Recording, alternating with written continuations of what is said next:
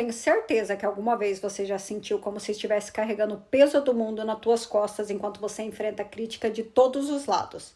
Então hoje eu estou aqui para te falar sobre como transformar tudo isso em força para sua vida. Fique comigo até o final para descobrir tudo.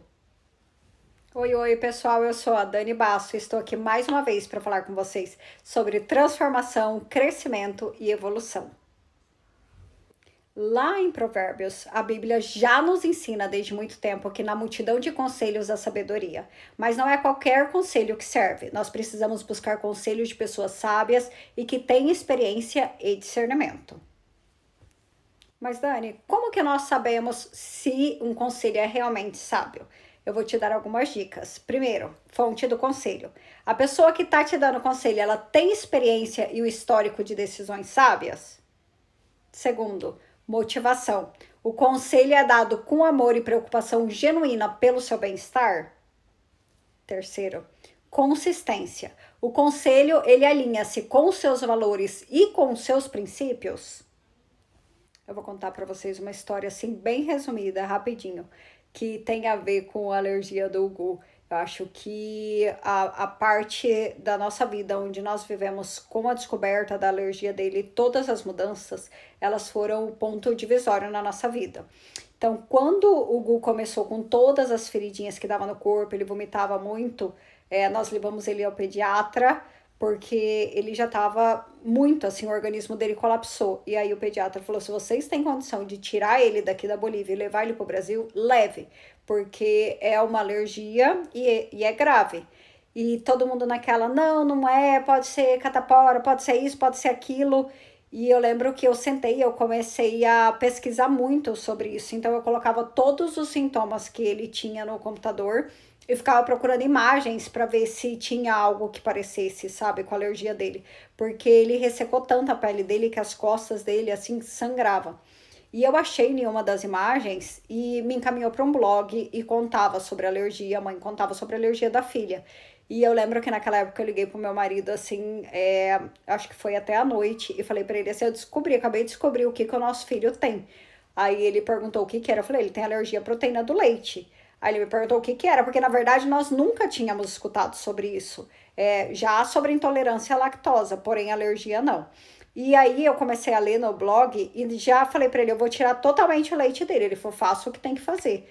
E aí começamos a tirar o leite e não adiantava, diminuiu bastante as lesões, mas não adiantava. Eu segui pesquisando, pesquisando, e nas pesquisas nós descobrimos que precisava ser tirado tudo. Precisava trocar as panelas de casa por causa de reagir a traços, precisava trocar micro-ondas, fogão, talheres, todas essas coisas.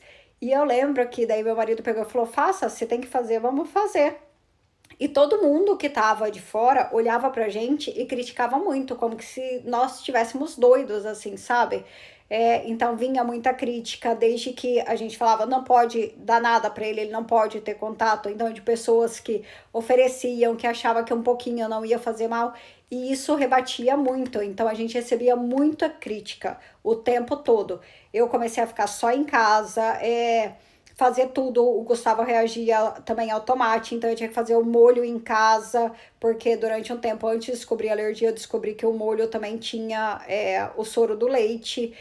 E depois a alergia ao tomate, então eu tinha que fazer o ketchup, as coisas de beterraba. E era tipo assim: ai, que é exagero essas coisas, que se ele não pode comer, não precisa você se doar tanto, tipo, tirar todo esse tempo para isso. Ele vai ter que se acostumar com o que ele pode e o que ele não pode. Então, assim, se eu fazia, eu era criticada. Então, tudo que eu fazia, eu sentia essas coisas, sabe? Das críticas, como que tudo era um exagero. E eu tenho certeza que se eu não fizesse, também eu receberia críticas. Então, eu fui levando tudo isso e chegou no momento, assim, que a gente parou de sair de casa com ele. O pão, todas as coisas eram feitas aqui para ele poder ter uma coisa de comer as coisas normais. E aí eu peguei, tinha vezes que eu me sentia muito mal, porque eu achava que eu nunca estava dando o meu suficiente. Se ele quisesse comer alguma coisa, eu ficava a noite inteira testando receitas, não saía de casa, ficava 24 horas do dia na cozinha testando e mudando receitas porque até o ovo, uma época, ele não podia consumir. E com essa história, eu vou trazer um conselho para vocês que eu recebi uma vez, mas antes eu quero pegar e falar uma coisa para vocês. Quando as críticas vêm, elas vão vir de qualquer forma, vocês fazendo certo, fazendo errado, dando o seu melhor, não dando o seu melhor, então não se preocupe com isso. Porque eu lembro que quando eu ficava só dentro de casa, fazendo todas as coisas para ele e anulada de tudo que era o mundo ali fora, eu recebia críticas. E depois, quando ele curou, glória a Deus, e aí eu peguei e comecei a me desprender de tudo isso, eu também recebi críticas, porque eu já não fazia mais tanto, que porque eu deixava ele comer, sei lá, miojo, eu quero uma coisa que para ele era um desejo que ele tinha de comer, ou nuggets, todas essas coisas. Ai, que absurdo. Então, o tempo todo, gente, a gente vai receber crítica. Não se preocupe, você fazendo certo ou errado, você vai receber de qualquer forma. E tem o conselho que eu comentei para vocês, que eu guardo muito no meu coração, que é: lute com determinação, abrace a vida com paixão, perca com classe e vença com ousadia, porque o mundo pertence a quem se atreve e a vida é muito para ser insignificante. Então faça o que você tem que fazer, independente das críticas, faça o que você acredita que é certo, que está alinhado com seus princípios, com seus valores e com a realidade que você está vivendo. Porque muitas vezes as pessoas não entendem o que você está vivendo, a única pessoa que entende é você. Agora vamos falar sobre críticas. Eu sei que não é fácil para todo mundo receber críticas, sabe? Elas podem ser difíceis de ouvir, mas também pode ser uma ferramenta poderosa para o seu crescimento. Primeiro, nós precisamos distinguir se essas críticas são construtivas ou destrutivas. Vamos fazer uma análise dessas diferenças. As críticas construtivas, elas são dadas para ajudar você a melhorar. Elas vêm de pessoas que se importam realmente com o seu sucesso e querem ver você crescer.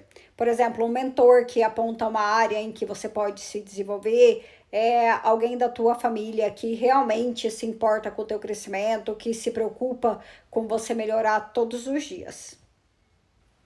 Já as críticas destrutivas, geralmente elas vêm de um lugar de negatividade, de inveja, de pessoas que não querem te ver bem. Elas não têm a intenção de te ajudar, mas sim de te derrubar. Então, como que a gente pode usar essa crítica a nosso favor? É simples.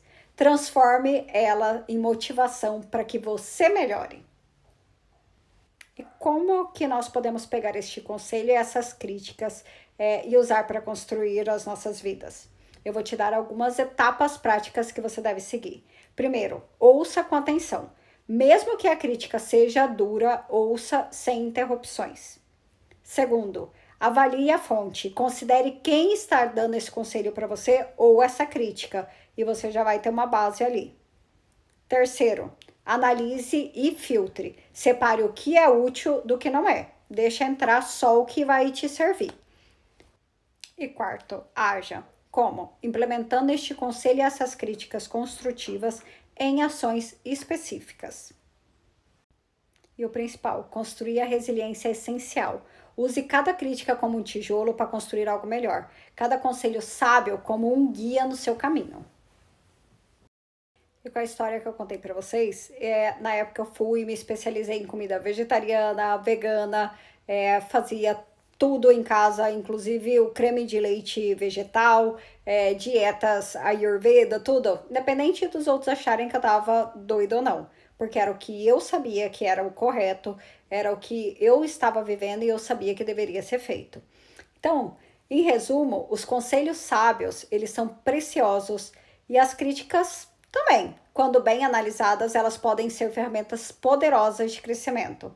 Então, da próxima vez que você receber um conselho ou uma crítica, pare, escute, analise e use tudo isso para construir uma versão ainda melhor de você mesmo.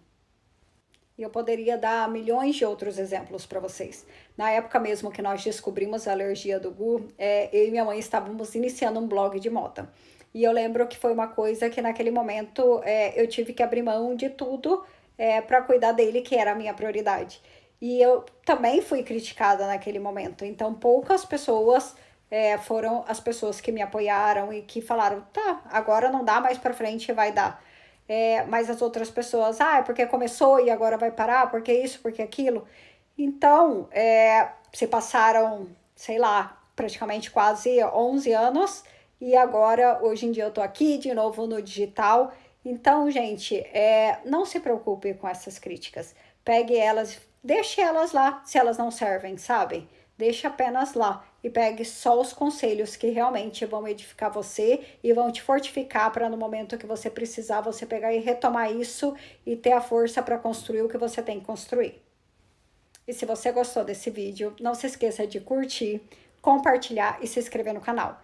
E me deixa aqui nos comentários uma crítica ou um conselho que você recebeu, como isso te impactou, como isso te inspirou na sua vida e faça o que você tem que fazer.